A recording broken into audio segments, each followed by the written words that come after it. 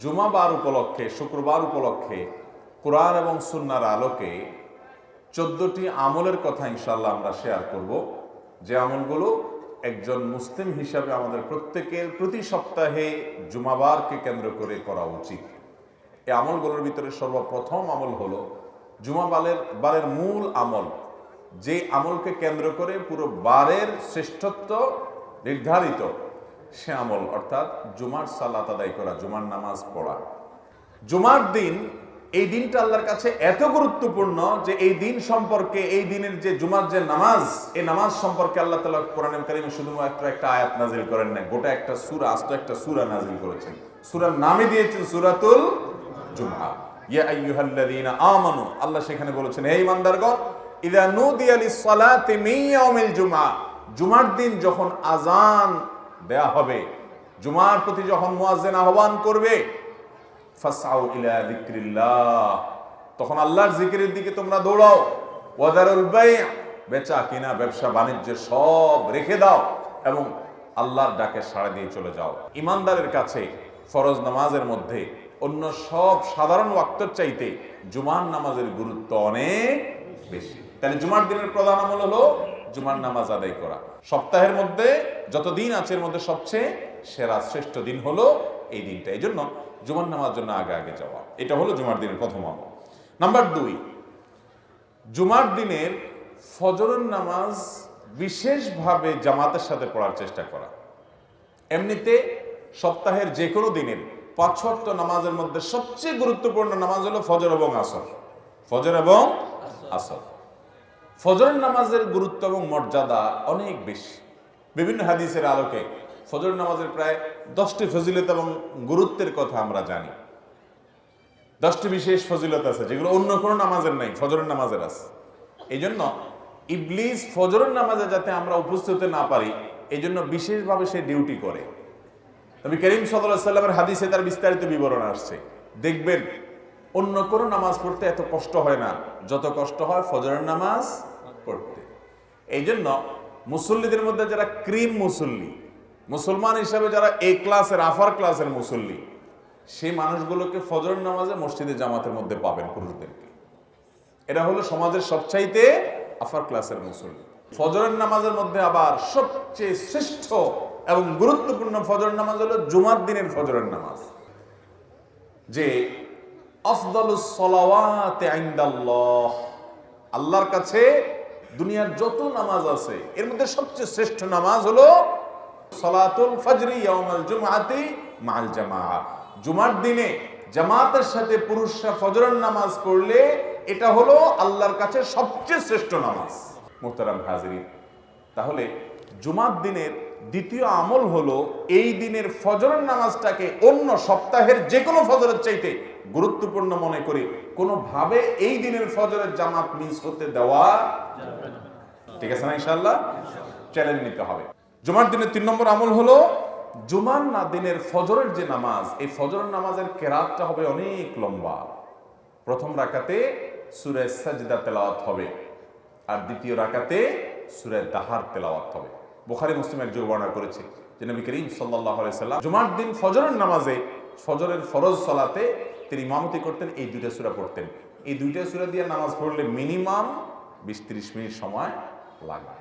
আমরা মহল্লাবাসী যদি এরাদা করি যে সুন্নতটা সপ্তাহে একটা দিনই তো, ইমাম সাহেব যদি হাফেজ সাহেব হন, হাফেজ সাহেব না হলেও বলতে হবে ইমাম সাহেব আপনি সূরা সাজদাটা বড় সূরা একটু মুখস্থ করে নেন, সূরা দাহারটা মুখস্থ করে নেন। আমরা এই সুন্নতের উপর আমল করতে চাই, ইমাম সাহেবকে উৎসাহ দিয়া আমরা আমল করার চেষ্টা করবো না ইনশাআল্লাহ। নাম্বার 4, জুমার দিনের 4 নম্বর আমল হলো গোসল করা, সুগন্ধি লাগানো, মেসওয়াক করা।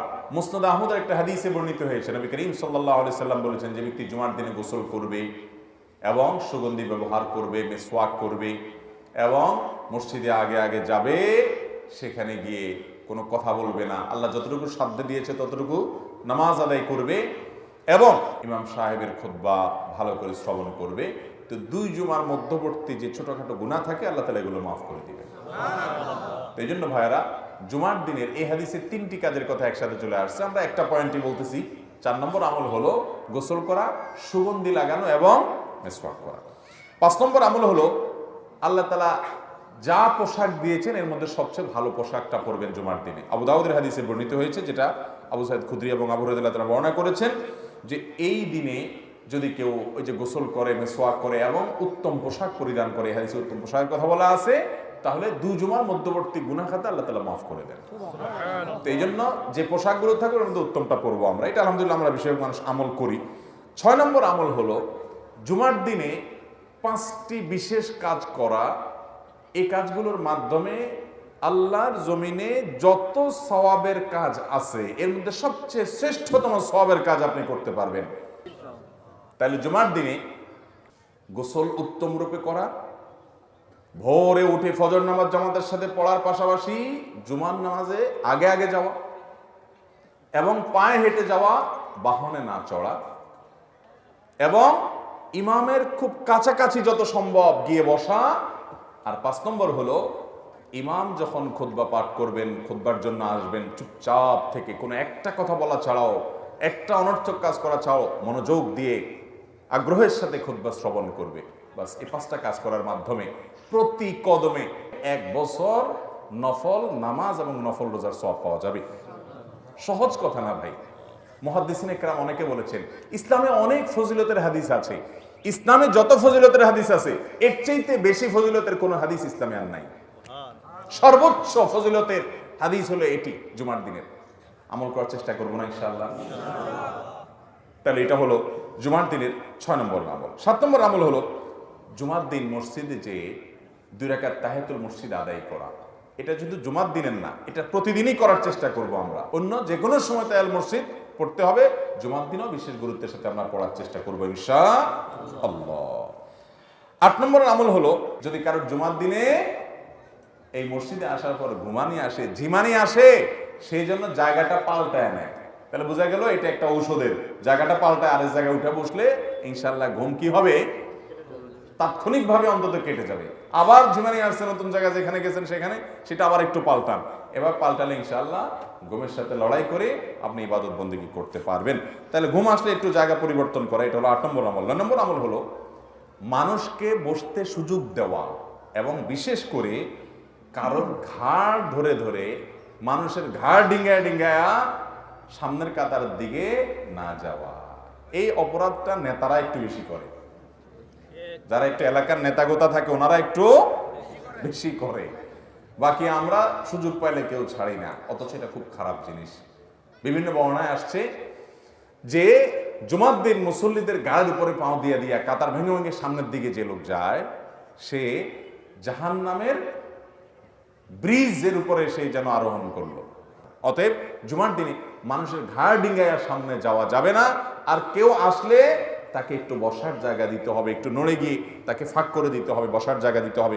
নবী আকরাম সাল্লাল্লাহু আলাইহি সাল্লাম সহিহ মুসলিম উল্লেখিত হাদিসে এই বিষয়ে আমাদেরকে উৎসাহ দিয়েছেন। 10 নম্বরের আমল হলো জুমার দিনে জুমার নামাজে বিশেষভাবে সূরা জুমআ এবং সূরা মুনাফিকুন এই দুটো সূরা তেলাওয়াত করা নামাজের কেরাতের মধ্যে, অথবা সূরা সাব্বিহ ইসমা এবং সূরা গাশিয়া, সাব্বিহ ইসমা রাব্বিকাল আলা এবং সূরা গাশিয়া প্রথম রাকাতে এটা, দ্বিতীয় রাকাতে ওইটা, এটা তেলাওয়াত করা, এটা সুন্নাত। নবী করিম সাল্লাল্লাহু আলাইহি ওয়াসাল্লাম জুমার দিন এটা করতেন। এটা ইমাম সাহেবদের ডিউটি, ইমাম সাহেবদেরকে দিয়ে আদায় করে নেবেন। 11 নম্বর আমল হলো জুমার দিনে বিশেষভাবে জিকির এবং দোয়ায় মাশগুল হওয়া। জুমার দিনে একটা সময় আছে যে সময় দোয়া কবুল হয়। হাদিসে বর্ণিত হয়েছে জুমার দিনে একটা সময় কি কবুল হয়, দোয়া কবুল হয়। এই সময়টা ঠিক কখন সেটা হাদিসে স্পষ্ট উল্লেখ নেই। কেউ বলেছেন যে আপনার আসরের পরে, তবে বেশিরভাগ ওলামা ইকরাম আসরের পরের কথাই বলেছেন। আসর টু মাগরিব, সূর্য ডুবার আগ মুহূর্তে জুমার দিন খুব গুরুত্বপূর্ণ টাইম, দোয়া কবুল হয়। এই জন্য সপ্তাহের এই টাইমটাতে বিশেষ করে এবং জুমার দিন সারাদিনই কম বেশ বিভিন্ন সময়ে দোয়া করার ইহতিমাম করতে হবে।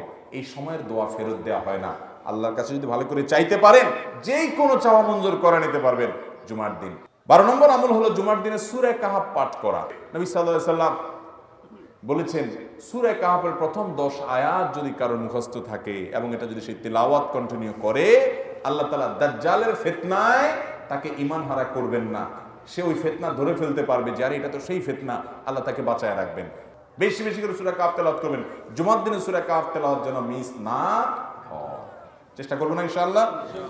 এটা 12 নম্বর আমল। 13 নম্বর আমল হলো জুমার দিনে দুরুদ বেশি বেশি করে পাঠ করা। ভাইরা আমার, এই জন্য শুক্রবারের এই আমলটা বৃহস্পতিবার সন্ধ্যা থেকে নিয়মিত করা শুরু করবেন, দুরুদ পাঠ করা। আপনি সাধারণ সবচেয়ে শ্রেষ্ঠ দুরুদ পাঠ করতে চাইলে দুরুদ ইব্রাহিম নামাজে যেটা পড়বেন, এটা নবীজি শিক্ষা দিয়েছেন। আর সবচেয়ে ছোট দুরুদ পারলে সাল্লাল্লাহু আলাইহি সাল্লাম পাঠ করবেন, বাস যথেষ্ট। আর মাঝামাঝি কোনো দুরুদ পড়তে চাইলে পড়তে পারেন, কিন্তু এই আকীদা বিশ্বাস রাখবেন না যে এটা এতবার পড়লে অমুক উদ্দেশ্যে সফল হবে, হান হবে, তান হবে। এগুলো সব মন গড়া, মানুষের নিজস্ব আবিষ্কার, হাদিস দ্বারা প্রমাণিত নয়। 14 নম্বর আমল হলো জুমার রাতে ঘুমাবেন এবং জুমার দিন খাওয়া দাওয়া করবেন। হ্যাঁ, যদি কারোর যে বললাম চান্দ্র মাসের 13টা 14-15 রোজার মধ্যে শুক্রবার পড়ে যায়, সেই হিসাবে তো আপনি রাখবেন। অথবা আগে পরে মিলে কেউ এই দিনগুলোতে রোজা রাখেন, তার কোনো ফরজ কাজা রোজা রাখার আর কোনো সুযোগ নেই শুক্রবার ছাড়া, তিনি রাখবেন। এছাড়া জুমার দিন এই জন্য ফজিলত মনে করে এই দিন রোজা রাখা যাবে, শুধু এই দিনটাকে আলাদা নফল রোজার জন্য নির্ধারণ করা যাবে না, কারণ এটা খুশির দিন। অতএব 14 নম্বর বলতে পারেন আমল হলো খাওয়া দাওয়া করা, জুমার রাতে একটু ঘুমানো। পুরো রাত ঘুমাবেন না, সম্ভব হলে তাহাজ্জুদের জন্য দাঁড়াবেন, আর ফজর তো অবশ্যই পড়বো। আমল করার চেষ্টা করবো না ইনশাআল্লাহ।